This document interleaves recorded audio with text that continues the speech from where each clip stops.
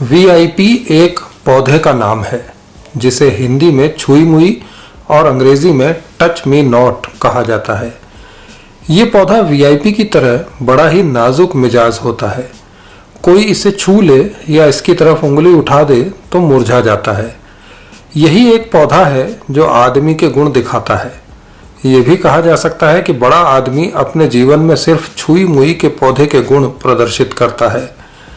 VIP लोग नीम, आम या पीपल की तरह किसी को छाया तो दे नहीं सकते।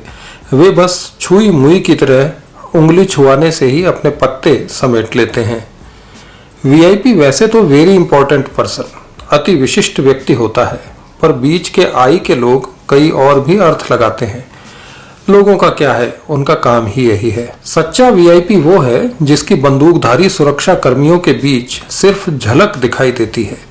वीआईपी कभी पूरा नहीं दिखाई देता। किसी को उसके जूते दिखते हैं, किसी को उसका कुर्ता नजर आता है, किसी को कलाई पर बंधी घड़ी, तो किसी को वीआईपी का आधा अधूरा चेहरा। वीआईपी चंद्रमा की तरह पूरा सिर्फ पूनम की रात में दिखता है। जैसे पूरा चांद देखने के लिए 15 दिन इंतजार करना पड़ता है, उसी तरह वीआईपी को पूरा देखने के लिए 5 साल की प्रतीक्षा करनी पड़ती है। तब वो पूरा का पूरा आपके बीच में होता है। चांद की तरह उसके गड्ढे भी तभी नजर आते हैं जब या तो आपके और उसके बीच की दूरी कम हो या बहुत तेज रोशनी हो। वीआईपी हमेशा कोशिश करता है कि न तो पूरी रोशनी हो और न आपके और उसके बीच की दूरी कभी कम हो। उसके पास तक पहुंचने के लिए नील आर्मस्ट्रांग की तरह कड़ा प्रशिक्षण लेना पड़ता है। अब आजकल वीआईपी किसी आदमी का नाम नहीं रह गया, ये तो संस्कृति बन गई है। मंदिर में वीआईपी दर्शन होते हैं, टोल बूथ पर वीआईपी लेन होती है, कॉलेजों में एडमिशन का वीआईपी कोटा होता है। जेब में दाम और थोड़ी बहुत औकात हो तो छोटा मोटा वीआईपी बनने का मौका सबको मिल सकता है। मैं कई मंदिरों में गया हूँ, वहाँ सामान्य भक्त कपाट के बाहर खड़े अंदर घुसने का जुगाड़ ढूंढते रहते हैं और सच्चे वीआईपी 5100 की रसीद कटवाकर सीधे भगवान के सामने खड़े हो जाते हैं। इन्हें प्रसाद भी अलग से मिलता है। वे भगवान की ओर दीनता और दूसरे भक्तों की तरफ हिकारत से नजर डालते हैं। भगवान भी वीआईपी दर्शन और वीआईपी आरती ग्रहण कर रहे हैं। उनके तीसरे नेत्र पर पुजारी ने किसी वीआईपी भक्त से भेंट में मिला काला चश्मा लगा दिया है। यही हाल कॉलेज और यूनिवर्सिटीज का है। 90-92% वाला लड़का हाथ में मार्कशीट लिए कॉलेज के बाहर कुरकुरे खा रहा है और 40% वाला अपने बाप के साथ नोटों की गड्डी वाला वीआईपी बना मैनेजमेंट कोटे की सीट को धन्य कर रहा है। अस्पताल में वीआईपी आईसीयू है जो वीआईपी के भर्ती होने के इंतजार में खाली भले पड़ा रहे, पर बिना औकात वाला मरीज यहाँ घुस भी नहीं सकता। टोल बूथ पर तमाम फास्ट टैग के बावजूद वीआईपी लेन अभी खुली हुई है और सर्वदा खुली रहेगी। वीआईपी अब माँ के पेट से जन्म नहीं लेते, बड़ी मेहनत से बनते हैं।